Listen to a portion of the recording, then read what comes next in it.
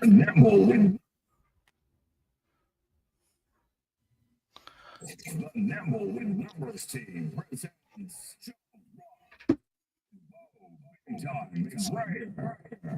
I gotta know what $5 shake tastes like. That's not. I want winning, folks.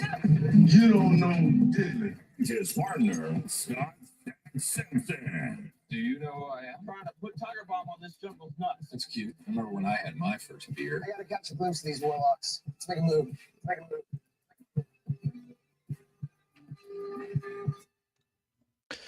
Good evening, ladies and gentlemen, and welcome back. It is week 1 on ChalkBlocked. Oh, baby, it's just I'm all fired up. Scott, you're gonna have to take it from here because I'm a little too excited, and I didn't pack my extra draws for this, so you're gonna have to. In a glass case of emotion. I got to tell you, I'm with you too. I almost hit The myself. Batman punted Baxter. I hit him with a burrito. We are 100% back. I hit myself in the head with my hands celebrating, and my monitors disconnecting as we speak. Technical failures are everywhere. It's great to be back. I love it. So we are ChalkBlocked every single week this year. Hopefully we can do the whole year. We will walk through the slate with you, the DraftKings Main Slate, using Run the Sims and their tools. They're optimizing tools to help you kind of find the maximized play of the week, help you find your nut, as the kids say, and make some money. Both Bo and I are not millionaires, but we're thousandaires in the DraftKings game. We're very excited to hear what we've learned. Okay. I think if you tally up all the assets, I'm pretty sure we're there. You are there. Oh, okay. Well, we are here, and this is our classic optimizer. This is from Run the Sims. If you do not sign up for Run the Sims, I don't know what you're missing here. I've got a lifetime subscription for free. It's color coded, Scott. It's color coded, and for people like me who might qualify for Mensa, but we still need colors, there you go. Well, what's great about this is each of these games is going to be broken down. It's going to give you guys 2 teams, the spread, the over under, and then the ownership of each of the players. And so what's kind of great is you can break into each of these games, and you can also look at the optimal leverage rate, the boom rates. There's a lot of things going on. So Bo is our Sherpa. He's our expert here. And so what I'm going to do is I'm going to kind of share game by game. We'll go across the board, starting with the New Orleans Saints hosting Arizona, and we'll end with Detroit visiting Green Bay. And we'll talk about each of these games. The crawl will be down on the bottom of the screen as well, the spread and the total. So we're going to try to be real professional this year. Mr. Bo McBrayer, take us away. First game on the slate, Arizona visiting New Orleans. They are favored as the road team by 6.5. New Orleans kind of in a rebuild. How are you approaching this game right now? I don't think New Orleans knows they're in a rebuild because Mickey Loomis runs the team, and he's not very smart. He needs the color-coded options that Run the Sims. The fact that you're a home 6.5 dog means that you're a real 9.5 dog if we're talking Vegas math, not unlike girl math or boy math. James Conner here is a prize. I don't know that the Saints are rebuilding on defense. Their defense is okay. Is it going to be a world beater? No, but I think they'll be average on defense. We don't know, however, what the Cardinals are. They showed lots of glimpses of greatness last year, and then they were completely inept in the other half of the games. Picking against them or for them last year was enigmatic, to say the least. Kyler Murray looked like a world beater, a fantasy dynamo in the games that they won. In the games they lost, we wondered how you could target a tight end 14 times in a game and still not be able to find him in the end zone. Also, the fact that he had a rookie wide receiver by the name of Marvin Harrison last year and couldn't find him when he was running open is a little concerning. I think this game stays within the spread. I think the Saints do cover this spread somehow, and I do want to take the under. I'm not sold on the Cardinals being world beaters worthy of a 6.5 road favorite. That just doesn't vibe with me. Although it's going to be really hard to avoid Marvin Harrison at $5,500. I was going to say, so cheap. It's so cheap. Everybody's down on him because he only had 800 yards as a rookie last year, despite his quarterback's diminutive stature and apparent blindness. Macular degeneration must run in his family because Kyler Murray blind in half of the games last year. It might have been a slicing lemons. It might have been an accident like that. Maybe he's just not the best vision. I believe Jameis Winston had LASIK and still threw interceptions. So maybe we're just lost on the Cardinals. I still want to take a crack at Marvin Harrison, and I am going to have a boatload, an ass load, whatever I can carry load of Alvin Kamara at 6,300. He is the DraftKings cheat code. He has been since the year 2017. He's not going to stop being that dynamic PPR cheat code, especially when you get bonus points. Kamara on DraftKings is going to continue to pay our bills. 6,300. The value is already built in for cash games, and to see that he's only going to be coming in at 14% rostered, that's what we call the green zone, baby. Yeah, I think that Kamara is a go for sure. Connor too. I wouldn't dueling banjos, as we like to say when we run the game back. I don't think it's going to be a run heavy back and forth kind of affair, but Kamara's going to be the focal point of the offense. We know that. Rashid Shaheed, dart throws. I mean, and even Olave, consistent targets. I mean, he might get them, but where they're going to be, how deep they're going to be, the A dot, all that stuff. We just do not know yet with the Saints offense. I think Kamara is the safe play. Are you interested in the defenses or the tight ends or any of the kind of the tertiary plays? That are important, but maybe like the Juwan Johnson, 3,300 or any of those kind of down priced options. Well, Juwan Johnson's from NorCal, so I will give him a little bit of a little credence there. He is a good player when he's healthy. He is healthy for the time being.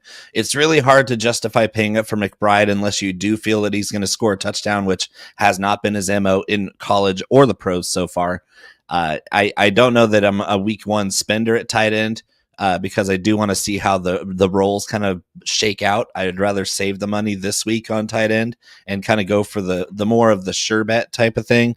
The one guy that I can see playing that's not really going to be on anybody's radar, this is a GPP play purely, is I'm not sold on James Conner having the burst that he had last year. I think that's kind of like your fourth round of a fight where the men that really shine through. James Conner was an absolute man last year, an absolute animal. He was unstoppable. A lot of us kind of wrote him off as the old, often injured cancer survivor that he is. Great season, proved me wrong last year. I think he takes a little step back this year and paves way for Trey Benson. Trey Benson is an explosive player. And I'm not saying he's better than Conner because Conner will get most of the work, but Conner is injury influenced. He has a lot of stacked up injuries over his career, and he has never been really available all season at any time in his career. Trey Benson, young, explosive, very fast. He's a good body size for the position, catches passes well. I think he could be the skeleton key at 4,600, just a 600 more than the minimum for running back. I think I'll take some shots on him in GPP because he has that big play upside that James Conner simply doesn't have unless he gets another 10 carries inside the 5 like he did all last year. Drove me insane. Well, if Conner gets 3 or 4 red zone carries in this game, he's going to be possibly one of the better backs. But it's hard to predict. But you do see a script for Trey Benson coming in, in the second half, spelling Conner a little bit. They don't want to burn out Conner first week of the season. They definitely don't. No, yeah. So this division is brutal. The NFC West is the best division in football, top to bottom. Yeah. We don't know who's going to come out of that division. And Arizona, if they're going to be there at the end of the season to make a push for the playoffs, it's going to have to be on the back of a healthy James Conner and a sightful Kyler Murray. Yeah, if only he had like 2 or 3 more inches, because the over the middle plays, he cannot see those deep seam crossers, and he just can't see Marvin Harrison at times. And he can see him, but he doesn't know where he is. You know what I mean? He doesn't know where he is. So that's not great. I'm not going to stack any of these. This play, whatever. I'm just not stacking this game. You mean you're not going to stack Spencer Rattler with somebody? Anybody? I mean, the rules for me really, and you have your own rules. We have our own rules. You got to be at least 45 points in a game before I'm going to stack your QB, right? Like there needs to be some type of boon, and we've got 46, 47, 48s in here, so I'm not really even worrying about that. Yeah, there has to be an avenue to that sort of production to make it worth your while. A game script, you know what I mean? A defense that really, really sucks, an offense that really hyper focuses on one thing, whatever it is. So, all right, next game, intriguing. By the way, you mentioned kind of the under in the beginning of this game. I was listening to 1 week season, with my guy on there, Rich Rebarb, and he was talking about how overall scoring is down in the NFL during week one. I think last year 64% or 60% of games went under the total, and just in general, if you're a betting man, you've kind of noticed that trend. And so running backs do a little better the first week, and they switches and goes wide receiver. But this game in particular, I'm interested in this game because last year they played, and Washington, I think, kicked 1,800 field goals or something like that. Like it was like 18-17 or 18. It was like a field goal fest. But Malik Neighbors just ate in this game. He ate. And so I am interested in Neighbors. It's probably because he's really talented, and he's $7,000. Like that just stood out to me. Yeah, Terry McLaurin also 6,200. Both these defenses can give up big plays. And so I wanted to know how you're feeling. Vibe check on this game. Are you thinking it goes over or under? Because they've been under the last two. Like I said, they've sucked it up.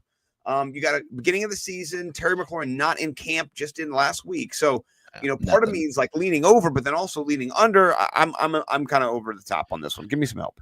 I think the Commanders handled them pretty easily. This is they kind of played two games earlier in the season, if I'm not mistaken, where we didn't see what Jaden Daniels was yet.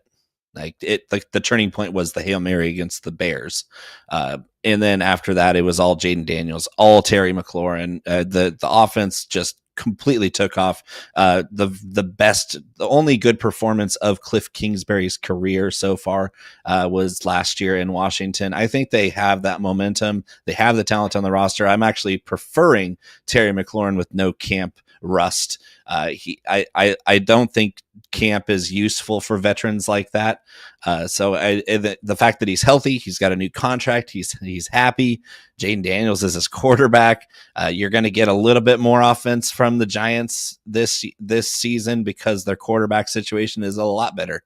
I don't think we're going to have a Graham Gano versus whoever the Commanders kicker is this year. This is going to be a lot more in the end zone. I think the over is a pretty safe bet here. Malik Neighbors, of course. Just the Giants offense is good enough. It's not good, but it's good enough to push the Washington Commanders into lighting up the scoreboard even more.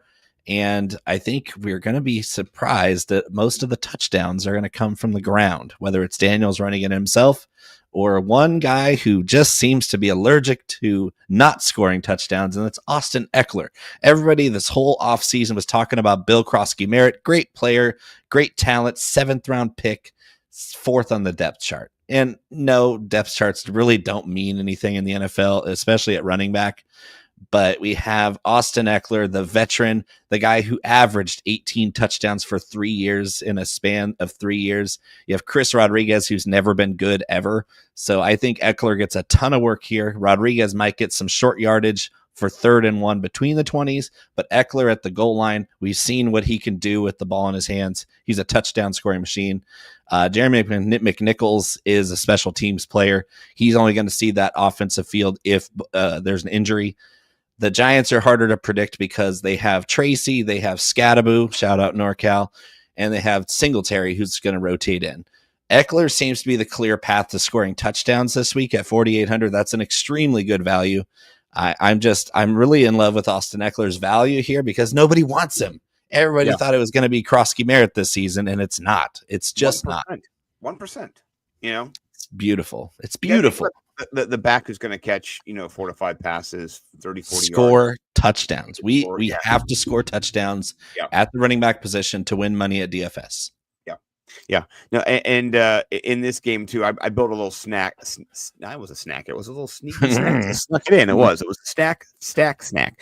And was there a quick pickle? A quickle? It was a quickle. Yes, it was. It was a little Jaden Daniels, Terry McLaurin, Malik Neighbors. Quickle. here's the deal. We're predicting what we think is going to happen in these games, but also we're looking at what could happen, potential GPP upside, whatever it is going to be. So, in this game, who's most likely to go off for the Giants? Malik Neighbors, right? The guy who's scored over 100. I think both games he got over 100 yards receiving against the Commanders. The guy's going to eat. I'm not worried about that.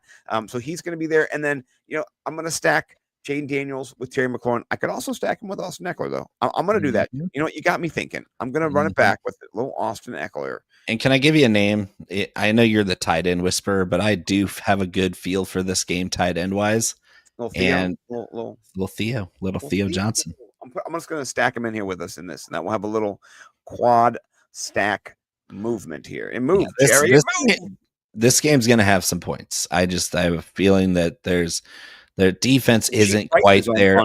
Eckler and Theo Johnson too. I mean, you're getting for the same price, it's like 7K, 78. So you're right in there, even, and you got 4 players instead of 3. So. And what's the rushing yards over for Jaden Daniels? Because whatever it is, I'm going over. Yeah. The Giants, if we know they have one thing on defense, it's a pass rush. They have an outstanding trio of pass rushers. The rookie Abdul Carter is a freak. They have Kayvon Thibodeau, another freak, and they have a guy who's basically Spider-Man, Brian Burns, freak. 3 freaks rushing the passer in rotation. That tells me is that Jaden Daniels with his spidey sense is going to be scrambling a lot. And when Jaden Daniels scrambles, it's scary for the defense. Whether you're in man or zone, it's not going to be fun to try to keep him in the pocket. They might get some sacks on him, but they also might give up some really big plays on the ground to Jaden Daniels. Yeah. And you got to also think that there's going to be some designed runs. One way to take away that edge rush absolutely. Is rush at the edge. Right? Read options where they don't block one of those guys. Just let him tell you where you're going to go. Yeah. No, I like it. Okay. Next, get back to the player pool here. This game is a turd. It is a turd. One thing I do like about Run the Sims, by the way, is that you go back and forth between the player pool, which gives you everybody in that game or in the whole slate, or you can use the stacking option, or you can go to player groups, or you can actually change the set. I mean, it's got everything you need to kind of go in between, and we're going to be going in and out of it the whole show. So depending on where you're at. Oh, by the way, I didn't say this before, but we're on the Fantasy 6 Packs YouTube this year, ChalkBlocked the whole year. Thank you so much, Joe Bond. Shout out Joe Bond. And go sign up right now on fantasy6pack.net. Get yourself a nice little promo, 15% off, little deals and steals. Tell them Scott sent you. That being said, I like the future in this game, potentially in these teams, but not in this game. This number has crept up a little bit. It was a little lower to start. And New England is creeping. It used to be, or Vegas is creeping here. It used to be -3 for New England. This is basically kind of like a pick 'em. So creepy. So creepy. Yeah. Super They're the creepy. creepiest. Yeah. Cringy creep. So we got the Raiders, Patriots from Foxborough. So that's interesting. The Raiders coming across. Geno Smith is interesting, isn't he? Like, I don't know what the Patriots defense. I don't know what the Patriots defense is going to look like. They don't have Christian. They have Christian Gonzalez. He's hurt. Their front is okay, but their linebackers have been an issue. Their secondary can be an issue, especially without Gonzalez. Geno Smith is also all green. Well, he and Drake May are both 5% projected rostership. That sounds fantastic to go either way. Yeah. If you want to stack Geno with Brock Bowers, for example, that seems to be a nice, easy avenue. But don't sleep on Drake May stacked with Brock Bowers as an opposing stack. Because I don't know if Drake May is going to have one guy that he really leans on. If he does, I think it might be Stephon Diggs, who's looked fantastic coming off an ACL. This is a Stephon Diggs who's driven to put up some numbers, and the Raiders really have nothing on defense. They have Max Crosby, and that's it. This is going to be a really bad Raiders defense again for the 40th year in a row. The Raiders have had an awful defense. So if we're being honest, I like Drake May, I like Brock Bowers, and I have a little bit of an affection for Stephon Diggs. I'm not going to eat the chalk on Jacoby Myers because he's not that kind of guy. He's not your upside, win me $1 million type of guy. He's a solid option in cash. He's a great guy to have as your wide receiver 2 or 3 in in year-long fantasy. I don't like him in DFS, but I really like Ashton Genty. Ashton Genty. I was going to say, man. we think about these 2 rookie running backs. We've got dueling banjo rookie running backs here. 7, And 55. yeah. What are you leaning Genty on this one? I like both of them. They're both spectacular players. They're 1 and 2 in this rookie class pretty clearly. Ashton Genty, of course, the prize, the top 10 pick. 8% is mostly because of the $7,000 price tag that people aren't too keen on spending up, especially since he looked good for a spurt in the preseason, but not really that much. We didn't see a lot of him. Trevion, of course, returned the kickoff for a touchdown. Then he had another rushing touchdown. He looked spectacular in the preseason. 5,500 for him. I think that 5% ownership goes up for Henderson before Sunday. That if it doesn't go up, I'm going to be hammering him in all formats. But Genty, 8% at 7K. That might be your sneaky little leverage play. If you're going a little chalkier on the stacks, spending up on Genty might be the ticket, because this guy is just, what do the kids say, Scott? He's difficult to tackle. Yeah, he's a problem. He's a problem. And I like rostering running backs who are difficult to tackle. It's pretty simple, really. Alvin Kamara, difficult to tackle. Christian McCaffrey, very difficult to tackle. Jahmyr Gibbs, very difficult to tackle. But yeah, Genty's in that range where it's like, good luck wrapping that guy up. He's a monster. And Trevion's just so explosive. He's just fun to watch. And that price point is nice. What I like about the Trevion Henderson opportunity is that he's going to probably get the third down back work and be able to be the PPR back. And so if let's say that they're losing at any point, let's say this does turn into a game where we're wrong and it leans heavier on the over, which I think it'll be under. I think a lot of these games will be under. I think this game has a classic 2017 type vibe to it, but maybe another touchdown, maybe a kickoff return or defensive touchdown spikes or tilts this game. I don't know.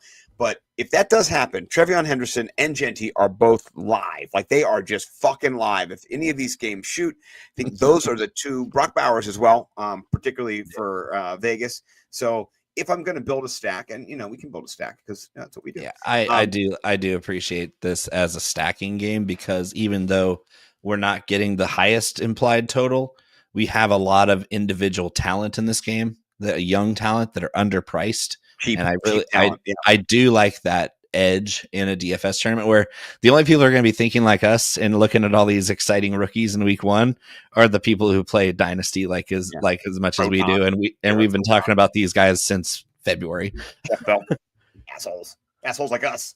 Yeah. The real degens, the good folk, the folk we love. The DFS people who are just now finally checking in, like they just woke up and crawled out of their cave and rubbed their bleary eyes. They don't know who any of these guys are. They have no idea. Right. They haven't even warmed up their spreadsheets yet. And so if you have DFS experts like us who are also heavy into dynasty play, this is where the edge is, because a lot of people are just not going to risk playing rookies in week 1. No. And if you want to build a crazy game stack, right, where some of these, and it's not always like this, but you do have these games that shoot out in GPP tournaments. And so let's say this game does shoot, want to have a couple darts in it. I like this Drake May, Stephon Diggs, Trevion Henderson, Ashton Genty, and Brock Bowers, because you go, Scott, that's too many. That's too many. No, it's to not. The extreme. It's $29,000. It's not. It's not a 3x2. It gives you plenty of money to shoot for a high upside Malik Neighbors. You could throw in a Malik Neighbors in that stack, and you could throw in a Terry McLaurin. You could throw in whoever you want, because it's not breaking the bank and it's providing leverage. Yes, you've got unique build too. Not many people are going to have everybody, because it's just too much. Like, you're like, yeah, you come. I'm getting you two. Oh yeah, I'll get you two. Oh, I'll take you two. People are like, yeah, it's too many to use. No. What was it? 2 years ago when we stacked the Browns in the grossest thing ever, and I believe it was Baker Mayfield was on the Browns at that time, and he just went completely nuclear at like 1% rostership, and we had all of that game. We had the whole game. Right. We had 7 players in the game. Okay. Let's talk about a game it's got a high total here. I don't think I want 7 players from this game though, but there are a few players I do want in this game. This is Jacksonville hosting Carolina. I don't understand this total either. I can tell you, Jacksonville's defense is terrible, and they lost. So it's Carolina's. Yeah, both of them get are. It. Yeah, they both. I mean, that's why, because the offenses are not great necessarily either, but the defenses are so bad, and I think before he was fired, our guy down in Jacksonville, the famous Super Bowl winning coach who I can't even remember now because Doug Peterson doesn't even matter anymore. Whatever his name could be, I don't even know. His name could be Doug Peterson. He was like 3-87 his last 90 games in Jacksonville or something like that. Something insane. They got outscored by like a bazillion points. So I think it's like old effect. But I think this game could be like 23-24, 23-27, 22. I mean, it could be because defenses are bad.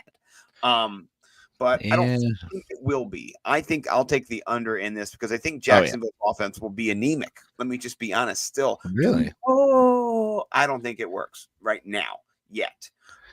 They do have a good offensive coach, Liam Cohen, in the house for Jacksonville. We'll see what that turns into. What the Jaguars do not lack is talent on the offensive side of the ball.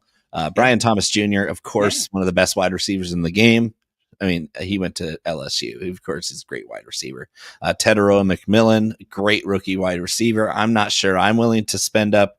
5,200 is not spending up, but 19% ownership is for a rookie in his first game against Jacksonville defense. It's not great, but Teteroa is in there's a lot of talent in that Carolina backfield that's just untapped. Nobody's really touching the Panthers right now. And I think that's surprising because Teteroa McMillan's getting all this attention, 19%. That's insane. Trevor Lawrence is ceding way to Bryce Young. I prefer Bryce Young. 3% at $400 more. I like that a lot more. So if I'm going to play McMillan, I have to stack him with Bryce Young. I'm most likely going to stack Bryce Young with his tight end, JT Sanders. Jatavion Sanders with Bryce Young. Run it back with either Brian Thomas Jr. or Travis Hunter, who's one of the best football players I've ever watched in college. This guy is Charles Woodson on steroids. He's not just a great corner. He is a spectacular wide receiver. And if you look at reception perception, shout out to our friend Matt Harmon, who charted Travis Hunter as a wide receiver.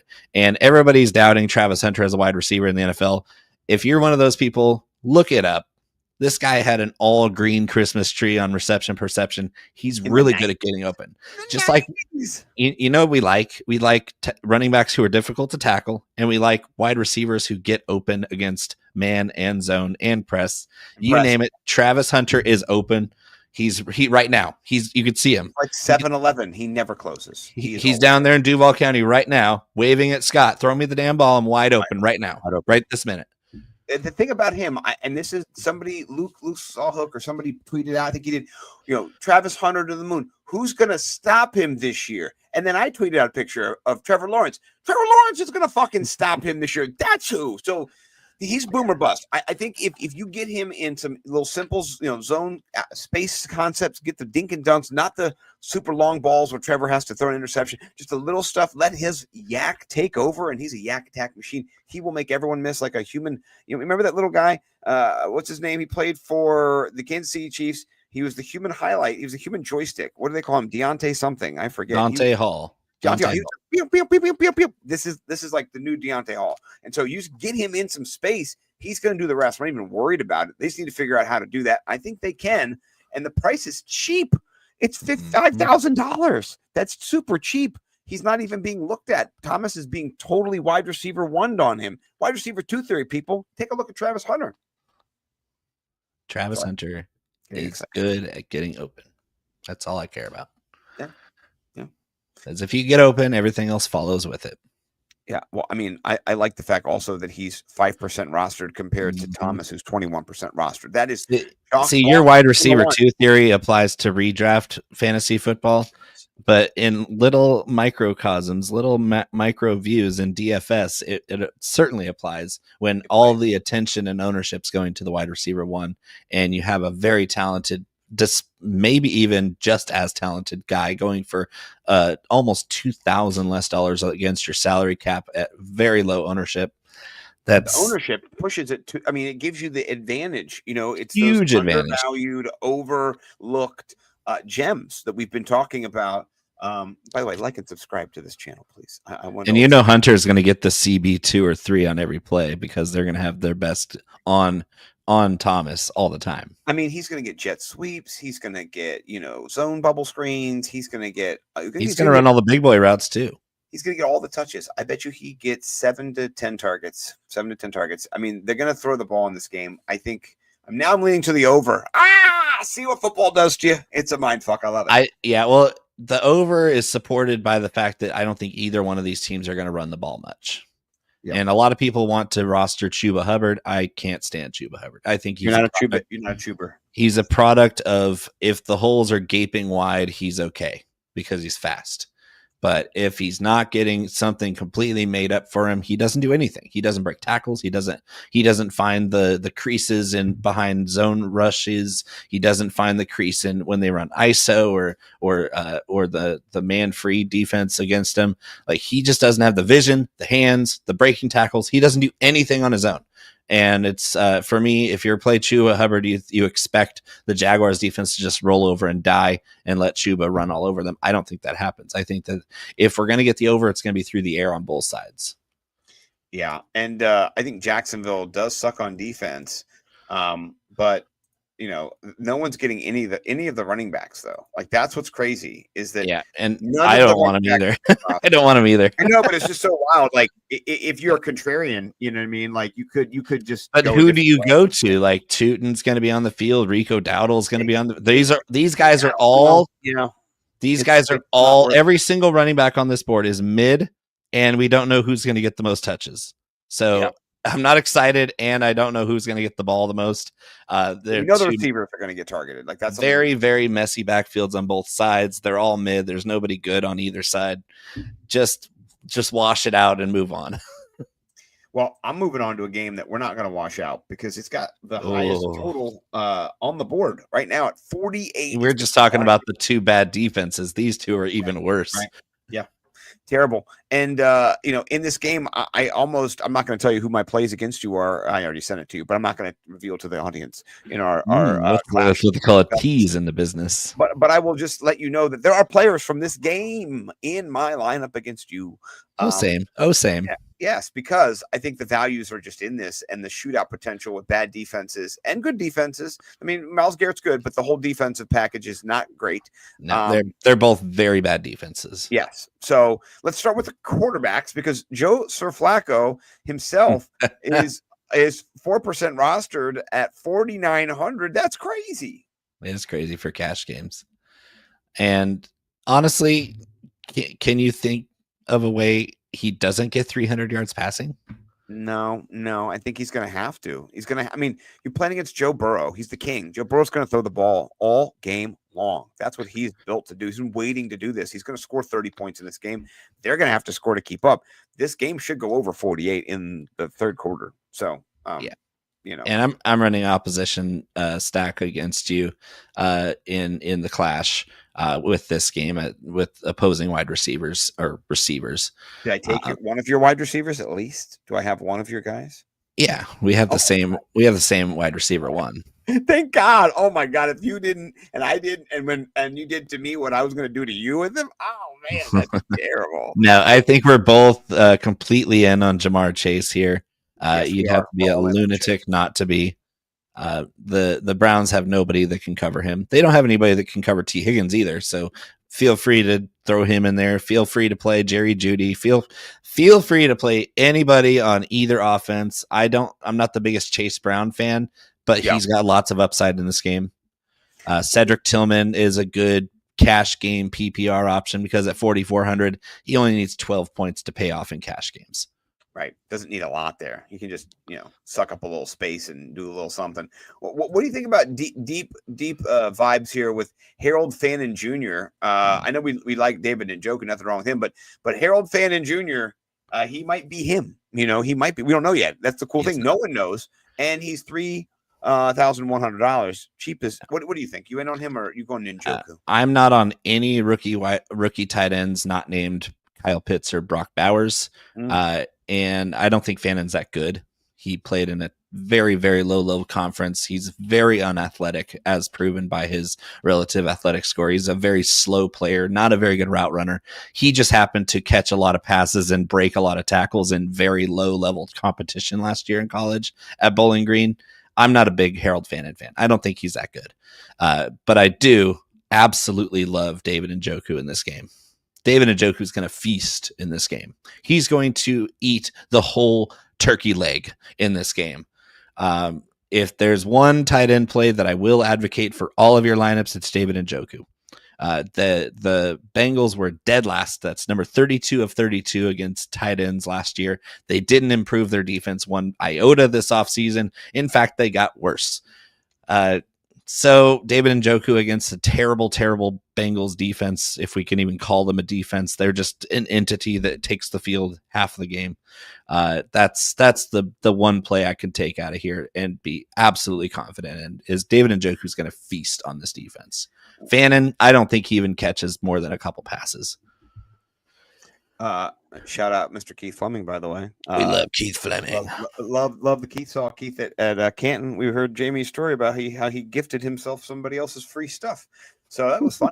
Anyway, listen, I'm going to backtrack. I talked about how 29, was a nice little 29,000, was a nice little stack attack to get on the Vegas. Throw that in the trash. Look at this crazy stack here, right? Joe This Burrow, one's got more upside too. Jerry Jeudy, Jamar Chase, T. Higgins, and David Njoku, 31.5. Rip it up. Get the old. Yeah, this is. I'm putting this in like 10% of my lineups here. This is gonna go. Yeah, go big. That's a monster. That's a monster. Yeah. And yes, this is going over 48. Yes. We're this is our lock of the week. This is the McBrayer Simpson lock of the week. We can just lock it in. I like this game a lot. I like other pieces too. If you're just kind of looking to fill holes, got it in. Aren't we always? Yeah, we got it in. Chase Brown, not somebody I would kind of roster 26% here. Cash games, it's fine. Yeah, I'm cash sure, but like if you're looking to fill, you do have some other Tillman, like you said, 44. Yoshibas has upside in GPP. He's a big play guy. And Ford too. And Jerome Ford's a class act. Good player. Yeah. So there's a couple of different players. So. Wouldn't play any defenses at all. No.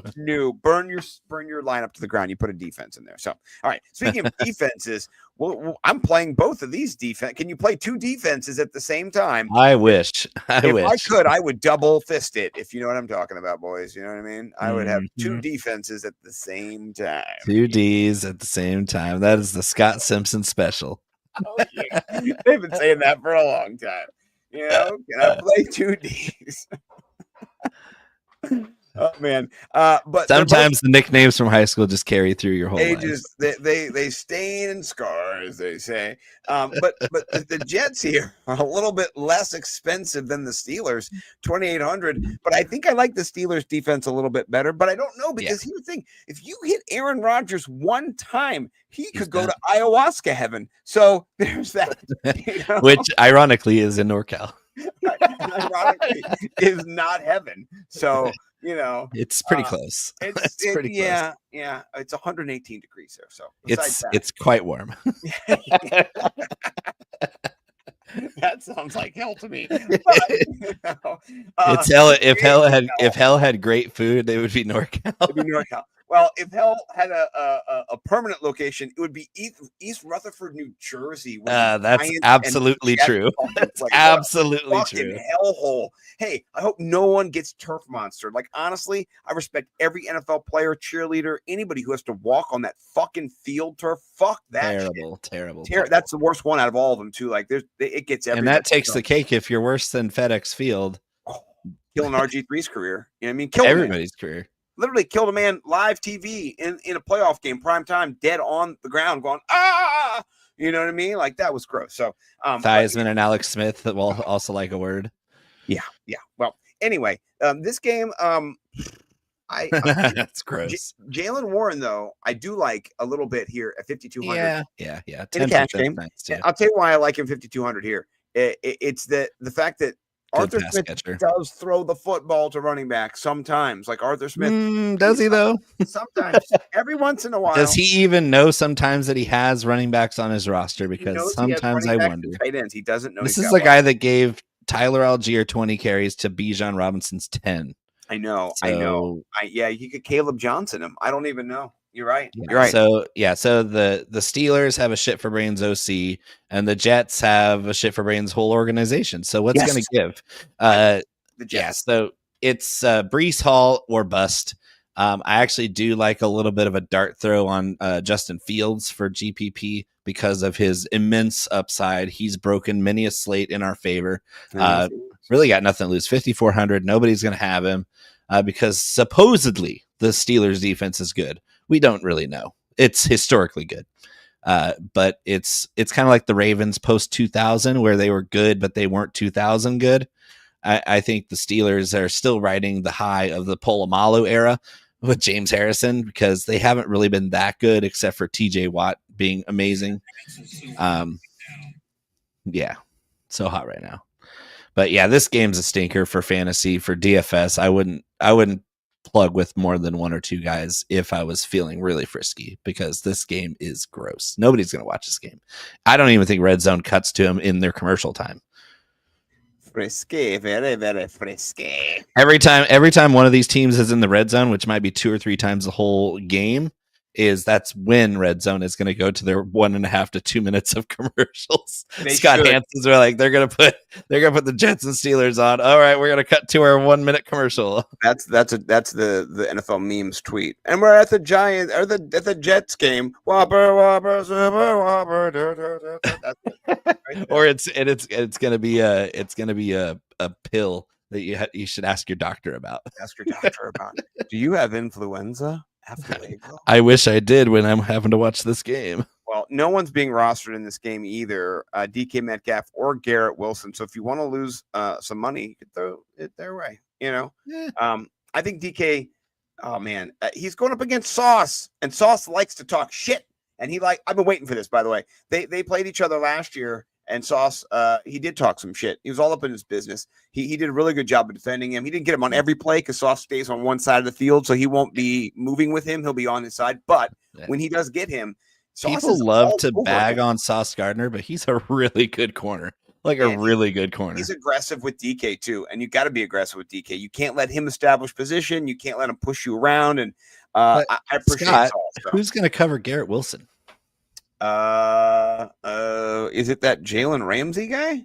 Is he there now? Yeah. Has he played for the Steelers? Is he actually good anymore? Debatable. Is Darius Slay there too? Did he go to Pittsburgh? Where'd he go? I don't even know. I'm a hearing dispenser and I deal with mostly senior citizens. And I have a feeling that I'll be seeing Jalen Ramsey and Darius Slay very soon in my office. They might be getting torched in this game. Garrett Wilson is known to torch some fools. The problem with Garrett Wilson, one, is he can't find a shirt that fits him. I don't know what's going on with that. That's always there's a medium. Never got a jersey that either fits him properly. It's always too big. I don't know what's going on with him. Secondly, he's never had a competent quarterback who can give him the ball. So I like Justin Fields, though. I know. We'll just see. The highlights in training camp have not been highlights. They've been lowlights. Yeah, it's bad. Yeah. It's still the Jets. Not good. Okay. I mean, how excited can you really get about the Jets? I know. All right. Another game that we do really like, because that's what we do. We like games. That's how we're supposed to do it. We like games they're going to shoot. Yeah. And apparently everybody is having sex with Emeka Egbuka because he's cheap. Is just hot and heavy. I mean, some rookies people don't get the memo on. Everybody got the memo on Emeka Egbuka. Yeah. He's being drafted in the 5th, 6th round of drafts. This is not. He is worth every bit of it too. This guy is an absolute stud. Emeka Egbuka in a tournament, you better be part of a big game stack, or that 20% is going to really hamper your upside. But in a cash game, if you're not smashing Emeka Egbuka at your wide receiver 2 or 3, then you're just dumb. Like that's a really dumb. Against me because I didn't play. I absolutely am. Yeah, probably should. I went Malik Neighbors. I did. I went up a little bit. Yeah. You're going to see. You're going to see the. I did send you my lineup if Okay. you I haven't did not looked look at it. yet. No, I'm not looking. But yes, Emeka Egbuka is in that lineup, and I'm Good, not good, playing him good. in tournaments because, of course, he's very He's hot expensive fire. in the ownership. Yeah, but I'm also playing Drake London against you, so this is a little awkward, you know. It's Oh it's man, a wow! little- You brought 2 dates to this party, and I don't. yeah, and they both really like me. Yeah, you're gonna do some sloppy stuff with them, and I'm gonna have to watch it, and that's gonna be kind of awkward. Well, Only hey, if you make it that way, Scott. oh, it's gonna be awkward. It's okay because I drafted a little bit of the Emeka Ibuka, so I think I'll be a little bit okay watching it. You Yeah, know, I'm gonna hook up with Drake London with my quarterback in the lineup, Michael Penix Jr. ooh, that's your QB. You went Penix on me, huh? Yeah, really big left-handed Penix. Yeah. Have you been into the chit yet? Have you figured out chit out there in NorCal? I don't know what that is. Oh, you know what chit is? Yeah. Okay. I'll send you some chit stuff for sure. Okay. I like this lineup. This game, and we can build some lineups from it.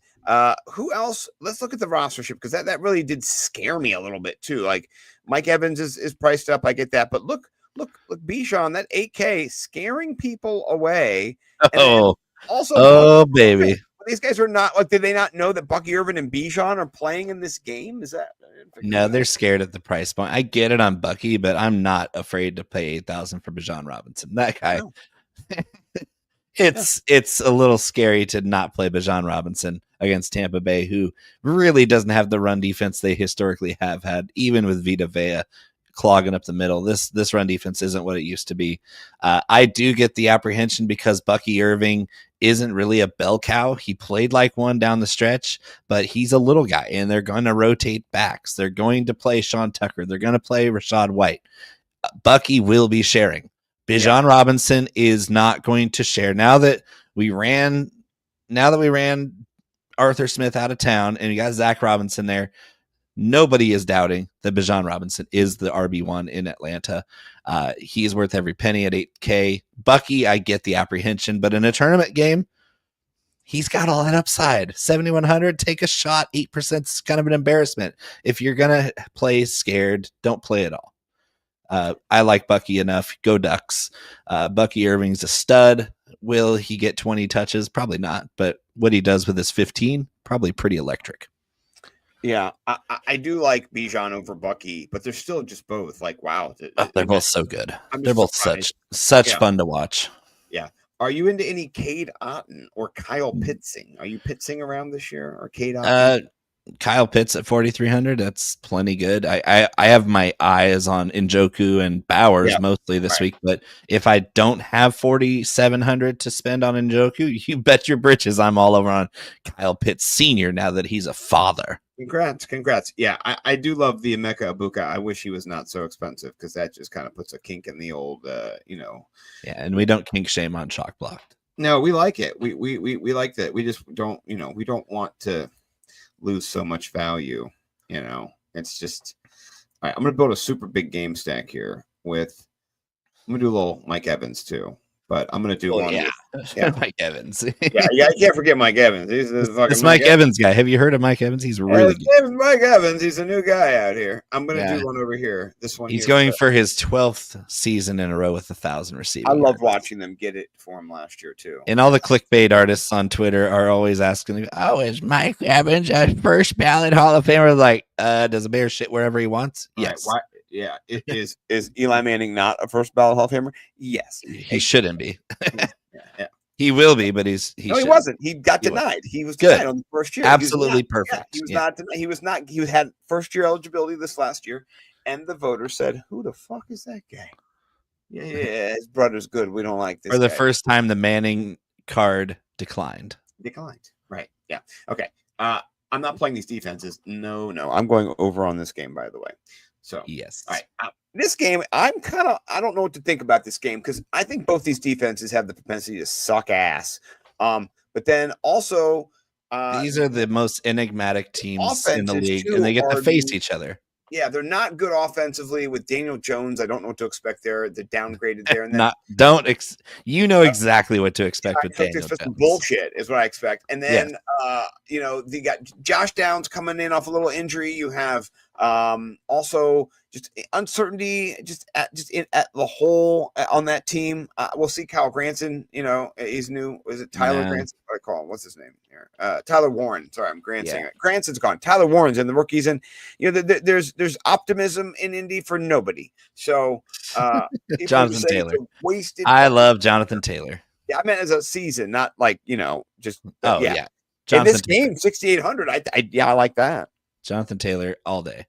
And yes, you can safely fade Devon Achane with his injury proneness. Injury? He's got a calf. He's a running. He's not healthy. Explosive running back. People. He has not been healthy. When he's on the field healthy, he's great. But 6,900, not so nice. 24% very unkind with calf injury. Jonathan Taylor, much better value. And if we're not doing Devon Achane, I'm going to play a little Ollie Gordon at 4,200. Because why? Ollie Gordon is difficult to tackle. Yeah. I mean, and I think not the Lions, the Dolphins do have a capable line, right? That's not something that they're weak at. Mike McDaniel, not great at winning the big game, but he's really good at calling a game on offense. Yeah. So I'll accept a few of these. Wide receiver wise, Josh Downs might be in cash. Josh Downs in cash. He's going to get 12 targets, catch 8 balls for 42 yards, and you hope he scores a touchdown with because Daniel Jones. This is the Wan'Dale Robinson paradox, right? You get 100 targets and you only get 699 yards on. He had 110 targets last year for 699 yards. That's insane. So death by 1,000 cuts in PPR. Well, thankfully DraftKings is PPR. So Josh Downs in cash at 4,600, good value. By the way, he will pay off. Jalen Waddle, I do like in tournament play because A, he's cheap, and B, he's leverage. Tyreek Hill is leverage as well. That is exciting. The Colts don't have a good defense. No. This game could shoot. If you get a little old Tyreek and an old Waddle or a new Waddle, I mean, it could go. But if you ran this back, let's put a little stack, right? What about doing something like Jonathan Taylor, naked, of course, and then two wide receivers naked, no Tua. Or one wide receiver. What would you do? One or two? One. Okay, let's do one. Yeah, I don't think this game shoots like that. Okay, let's do a little Waddle, a little Tyreek Hill. Because again, we're talking about Tua versus Daniel Jones. I know. And these two teams, if you're playing fantasy football on paper, it's fine because they're exciting, all these big names on both sides of the ball. But in real football, it's kind of been an underwhelming experience for both Dolphins fans and Colts fans. It's like all the expectations are great, and then you get 3 games into the season, it's like, well, I guess there's always next year. Yeah. I'll do a little dueling banjos with Jonathan Taylor and Ollie Gordon the second, though. I will do that. That's a good little for you. Muy interesante. Yeah. It's fun being the stack master here. By the way, my nickname is Scotty Stacks Simpson. If you don't know, now you know. Sizzling stacks. I'm the stack master. That's what I get to do. Okay. Next game. Interesting game here from a dominance performance based system where a team might dominate another team, but people are like sleeping. They're over the moon. They're over the moon on the Broncos. They're sleeping on just like the fact that the Broncos can come back to earth at any time, just like Patrick Mahomes found out this past Friday night. So you never know. But there's a lot of rostership here around the Broncos and their defense. Their defense is highly focused. Well, yeah, it's Cam Warden's debut with very little receiving help, very little help at all on offense. Right. Denver's defense, not that great, actually. I think their offense is their strength with Bo Nix and Cortland Sutton and their running back crew. Bo Nix at 5%. Smash City. Not even. I mean, I could honestly see this game something like 40. Go Ducks. 10. Go Ducks. 42-10, right? Like go Ducks. Bo Nix. And so who are you stacking Bo Nix with? And is his name Marvin Mims? No. You're not a I'm Marvin playing. Jones guy. I'm playing. You're gonna love this. I'm not gonna play the wide receivers for Denver. I'm gonna play Tight Bo end. Nix and Evan Ingram. Oh, I actually freaking love it. He's 4,500. 2% Evan Ingram. That's nasty. That's That's nasty work. That's just nasty. I'm gonna stack it right now. Are you And running? I anything do back? believe week 1 we'll have a Millie Maker winner with 2 tight ends on the roster. Oh, And I do believe somebody's won 5 figures with that same build. yeah.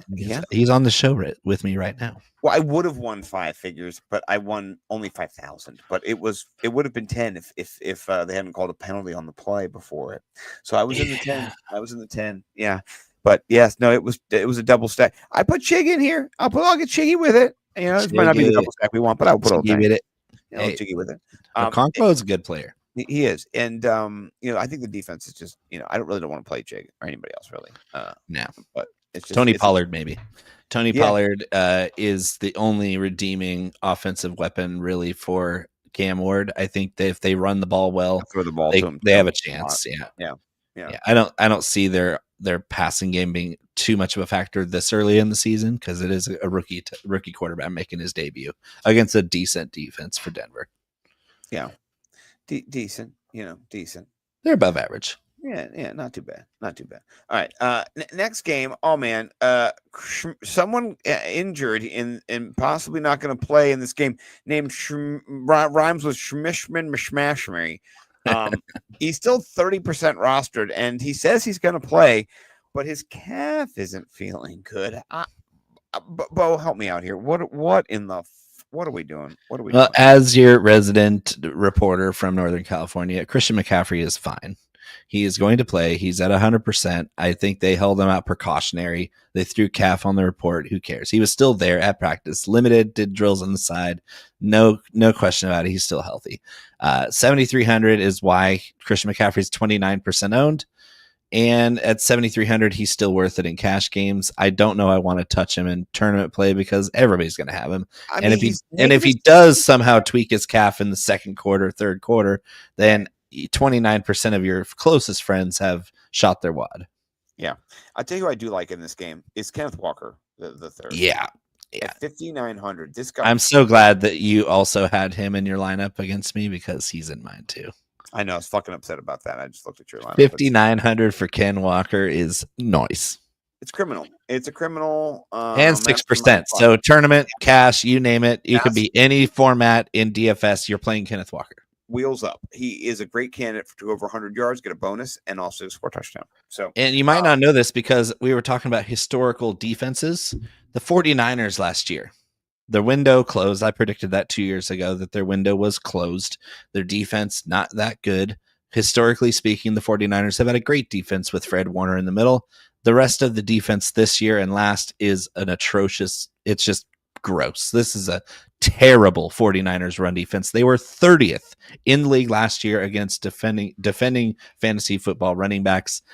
Kenneth Walker got them twice last year. I believe even his backup, Zach Charbonnet, is a great player who might not get enough work here to make a difference, but Kenneth Walker against a very, very, very bad run defense for San Francisco. And that's why he's 6%, because historically speaking, the Niners have not been bad at defending the run, but they were third last year, and they did not make any improvements to their front seven this year. I'm taking Kenneth Walker to the moon, past the moon, to Mars, to Jupiter, to Uranus. Kenneth Walker is going to be in my lineup, putting it in Uranus. He's going to be putting it in everyone's anus. Exactly. Yeah. And I love when it happens to the 49ers because they're the most insufferable franchise, fans and organization of all time. I'm gonna ride the lightning on this one. You play Kenneth Walker pretty much every week until he's priced too high or he's hurt. Those are the rules. I don't make them up. I just play by them. So I'm big Kenneth Walker in this game as well. Wide receiver wise, are you a Pearsall believer? Oh yeah. Yeah. He'll take a bullet for you. I'll tell you that. He'll take some, and he's only 10% rostered. It's beautiful. It's beautiful. Yeah, and then also Jackson Smith and Jigba, he's only 9% rostered. Wheels up. George Kittle, another tight end I like. Yeah, I mean, all these guys right here. Okay, let's build a stack. I can't be in this game and not. I mean, we're almost on the show, but we got. And I know you like Brock Purdy. I don't. I don't even. Not even. I just like him as a late round like dart throw. But I don't even give. I don't give a shit about that guy at all. I think Sam Darnold does better than Brock Purdy this year. I accept that. Better weapons, better offensive system these days. Like, yes, you say, "Oh my God, Kyle Shanahan, not as good as the Seahawks." Like, look what Kyle Shanahan has to work with. Right. It's not the same. No. I like this little. I'm doing it naked. Jackson Smith and Jigba, Ricky Pearsall, Kenneth Walker, and George Kittle. Only $22,000. That's so cheap. There's no one over 6K in this. You know what I mean? Like, that's nasty. And you're capturing all the big play weapons that are very likely to score touchdowns in this game. This is a chunk. You're getting a chunk. If you get, let's say, there's 5 touchdowns between them, like you're getting 80 points. And the advantage to this is you can run that stack out there and put a mobile quarterback in there, like Jaden Daniels, for example. Right. You can pay up for that, so you're not tied into an immobile quarterback like Brock Purdy or Sam Darnold with their weapons that are going to score more points than them. Yeah, this is beautiful. I really like this. Love it. Yeah. I like where your head's at there, Stacks. And we're working together here. Excellent. All right. We got 2 more games and then we'll be done. And then we're gonna check in on the winner. By the way, was you last year of the Clash Beards and Bellies. I was due. You were. You beat me first year. And I won you 3 straight years. So finally. Although I just realized this before you switched to the Houston Los Angeles Rams game, I do have the Seattle Seahawks DST against you in the Clash. Because I'm not a believer in the 49ers offense without Brandon Ayuk. Or without Christian McCaffrey, possibly, too. We'll see. No, I think McCaffrey's there. But I do think that they rotate in Brian Robinson a little bit more to keep him safe. And so that caps McCaffrey's upside a little bit. Yeah. But the passing game, unless it's Kittle or Pearsall, I don't see them doing much passing. They're going to be running the rock. Shanahan loves to run the football, and he's got 2 pretty good running backs to do that behind. But yeah, the Seahawks were pretty decent, middle of the pack defense last year, and they're only 2,500. So the value is there. I like it. All right. Houston going into beautiful LA. There's always a beautiful LA game, sometime being played. And I'm confused about this line. I thought this line might be a little bit higher. I know Houston's defense and the Rams defenses are both kind of young and good. But Matthew Stafford's not dead. I don't know. And no one's kind of. Do we know that yet? Because we haven't seen him. Yeah, we've seen less of Trump though. Who we've seen less of, Trump or Stafford, right? The last 3 weeks.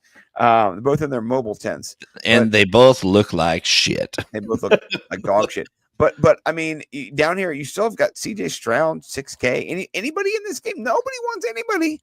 Do you want Puka? Do you want Nico? I want Nico Collins. I want Nico Collins. Nico. He's a beast. That dude is a freak. He's huge. He's fast. He gets open. He catches everything. And CJ Stroud loves him. Yeah. He's his best friend. Because Tank Dell dies every year in like a video game. Like he gets to a certain point in the season, like he got taken out by his own guy last year and broke his leg. That's just bad luck. Fine, dude. The worst luck imaginable. He just gets crushed every. But Devontae Adams being on the Rams, that's exciting. 5%. Right, there's just a lot going on here. 5% Devontae Adams.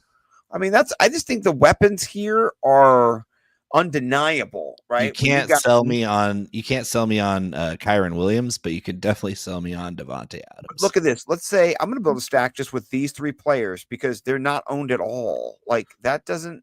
They're expensive. They are, but I think Puka's overpriced. Puka Nakua with Devontae Adams on the field with him, that's a whole different ballgame. Because even when Cooper Kupp was healthy, Puka and him were pretty equal as far as target share.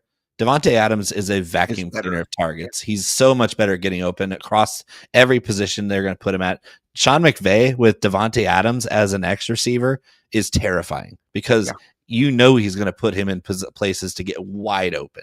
And Puka Nakua, great football player. He's not on that level. He's a tough, rough and tumble player, great blocker, great asset in the running game and the short passing game. He's not your burner. He's not your guy that's going to toast the secondary. Davante Adams, when he turns 40, is going to be toasting defenses vertically and getting open over the middle. He's timeless. Davante Adams is vintage. The Sean McVay brought him in, and during the intro with the team during spring practices, he played a video of all of these amazing plays that Adams had done, like on the boundary and on the edge. And he was like, this is what we do not have. We need this. We got this. We went and got you for this. You are incredible. And the whole team's just like, yeah, we need you. And everybody wants to throw dirt on Davante Adams. He was really good last year too. He did not slow down. No, he's my first wide receiver too, in wide receiver 2 theory this year. You can be old and still be in it. There's a lot of youth in there with the Mecca Buka and Matthew Golden. And what's crazy is he's every bit as accomplished at this stage of his career as Puka is in his prime right now. Right, he's a Hall of Fame ballot lock slam dunk before he should change the rules. The year he and did you know where he's from, Scott? Did you know where Davante is from? NorCal? He's from NorCal. Goddamn. Yeah. I love how my family's falling down the stairs up there. Hopefully they're all okay. If they keep falling, they're going to be right in your lap. I know for sure. It's going to be scary. I'm in the basement. My man. We knew even without seeing that you were in the basement. Oh man, I'm in the best place ever. I got, by the way, 100 and some beer glasses over here. You can't see them, but I got like 100 and some Transformers over here. It's just going well. It's going great. My wife's hates me. Anyway, last game. Someone see him before he started looking like Gollum. I know. I was a big fat bastard. Someone needs to tell people that this game has 2 quarterbacks that can play, a bunch of offensive weapons, a high total. The offense, Amon-Ra St. Brown, he's 71K, 10%. What the fuck? Jameson Williams, 4%. What the hell? Matthew Golden, 2%. Yeah, what am I taking crazy pills here? This is insane. Well, hold your horses, Magatu, because the Packers don't have any receivers that can catch the ball. Matthew Golden. And the Lions don't have Ben Johnson. And everybody's been fighting me on this. Catch the ball. Everybody has been ganging up on me this offseason, where I said not only did the Lions miss Ben Johnson, but they miss him to the tune that they missed the playoffs this year. I think this division flips upside down without Ben Johnson, and him going to Chicago changes that whole team completely. It changes the Lions' strategy completely.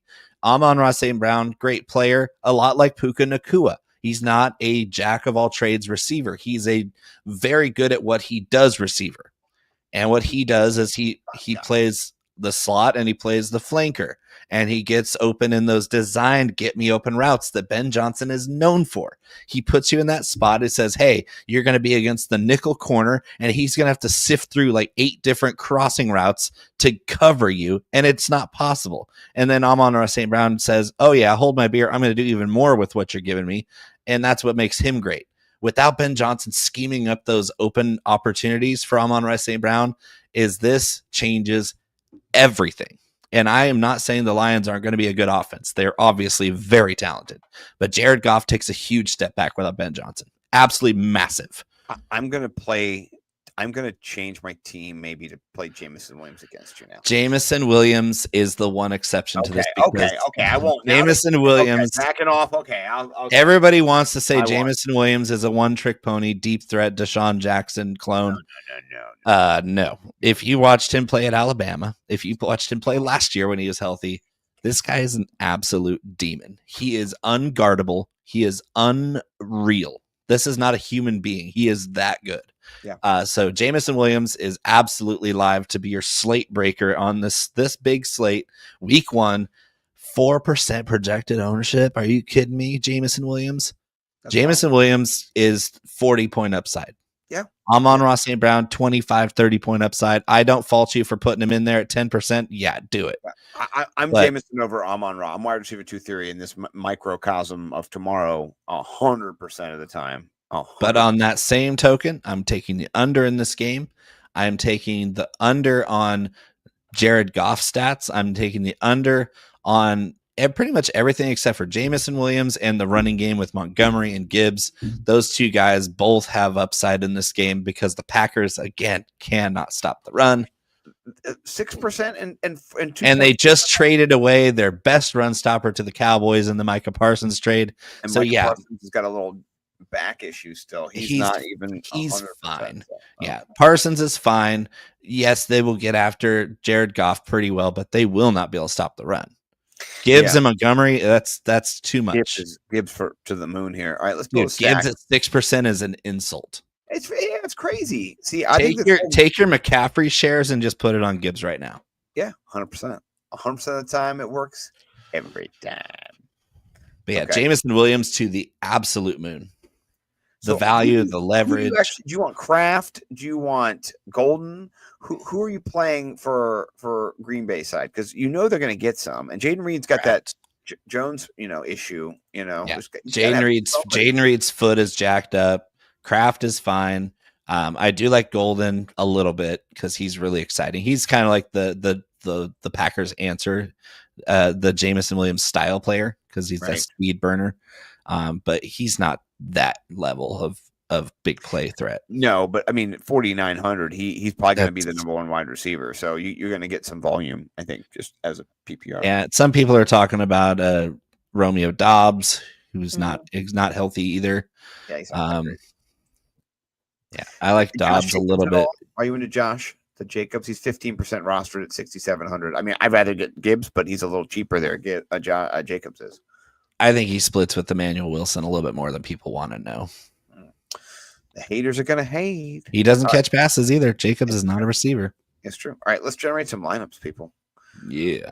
Oh, we did one lineup. Oh yeah, by the way. The settings. 150. Gotta do that. Randomness, I don't know.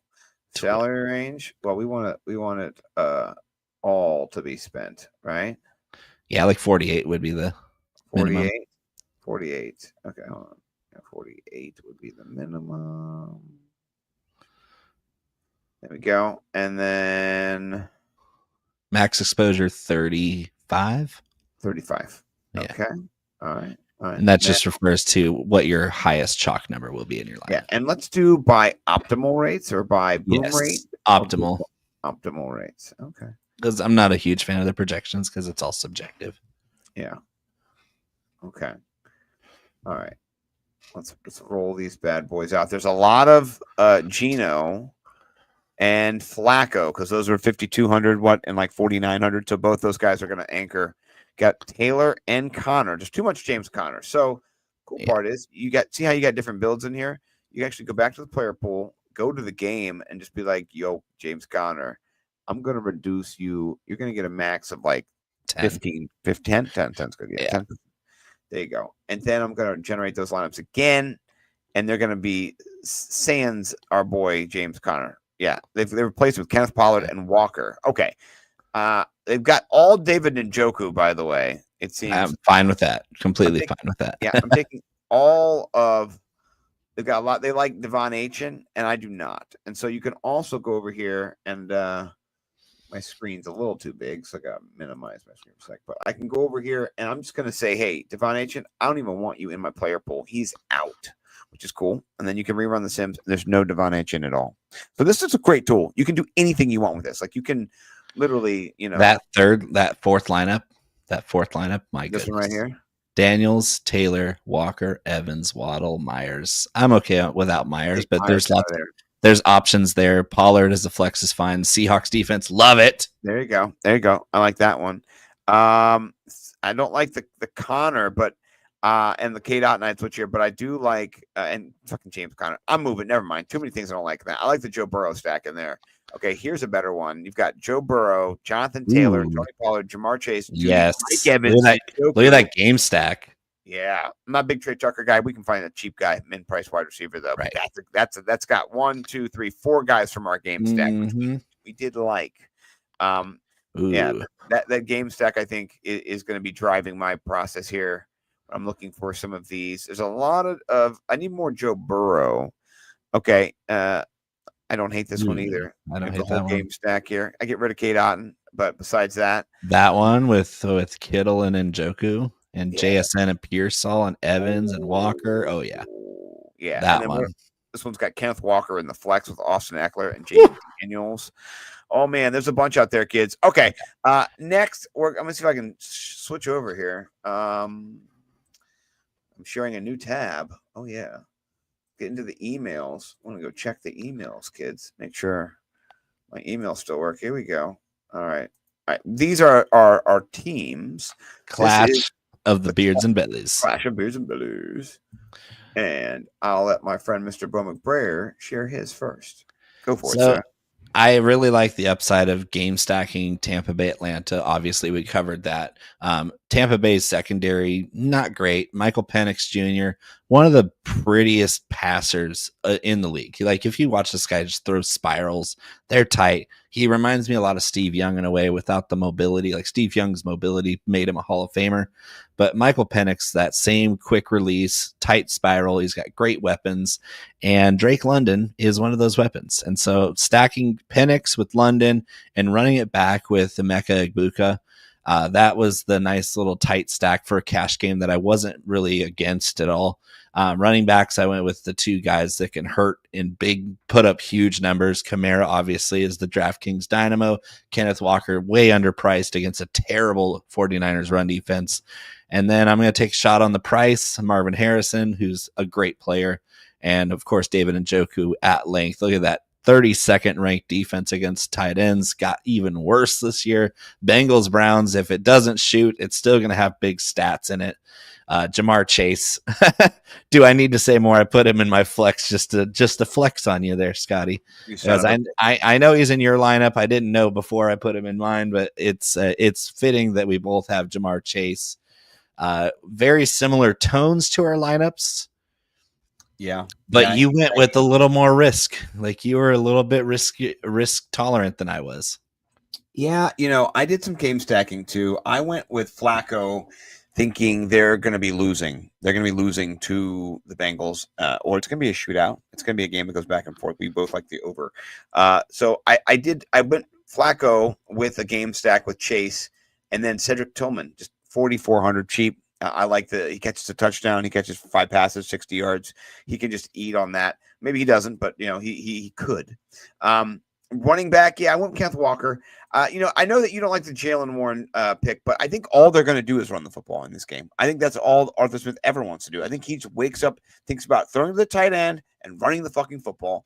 And I just think that Jalen Warren. If you think that it's going to be Jalen Warren a lot, I do like Jalen Warren because he catches passes. But it could be Caleb Johnson. It could be Connor Hayward. It could be a fourth string tight end. It could be a lineman, the 7th lineman they bring in that they can run end around to. Arthur Smith doesn't know any common sense. He has no brain in his head. So Jalen Warren, I like the player. I don't like where he plays. I hate his coach. His coach shouldn't be in the league at all. His offensive coordinator, you mean? Yeah, his offensive coordinator, aka a coach. Oh yeah. I mean, not the head coach, no. Tomlin's fine. Yes. So yeah, they're on their way to another 9-win season. Oh, I hope they don't make the playoffs this year, though. I think they're not going to.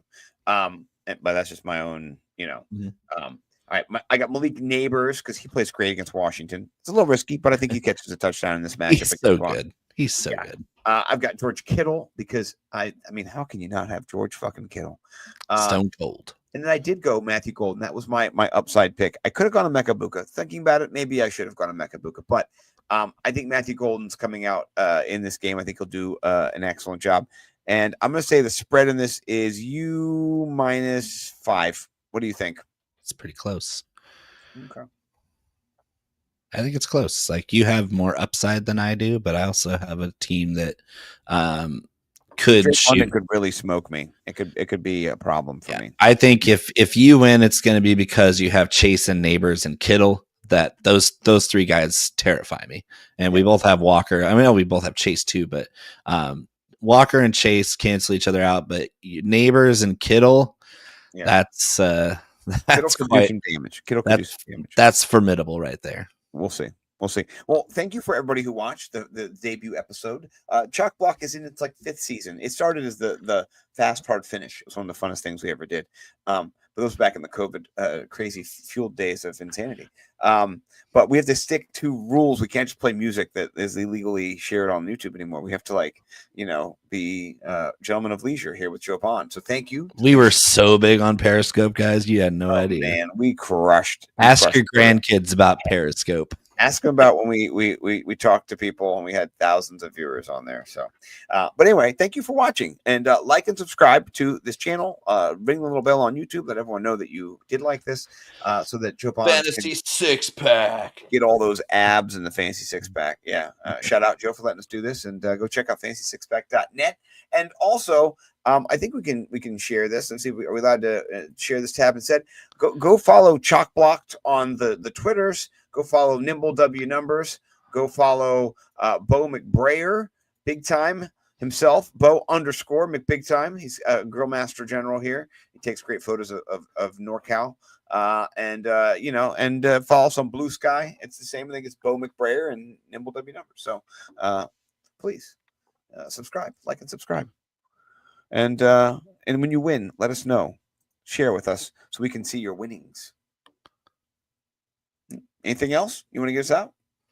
Yeah. Join us next week for week 2 when we victory lap our very big wins on these great week 1 plays where normally nobody knows anything in week 1. And that's mostly true, but you know some stuff. We know a little bit.